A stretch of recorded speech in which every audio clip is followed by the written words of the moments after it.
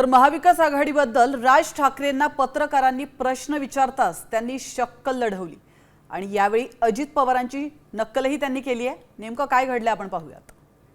तुम्ही महाविकास आघाडी बरोबर दिसतात तर मला असं वाटतं मी 2017ला पण दिसलो होतो। सर्वांनाच बोलवलं। प्रश्न असा आहे मी तुम्हाला एकच गोष्ट सांगतो। एक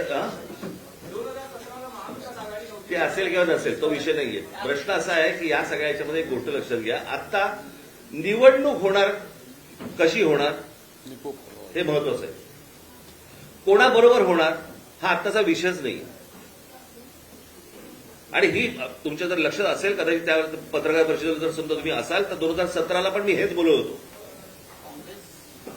तेव्हा पण होती तेव्हा पण होती।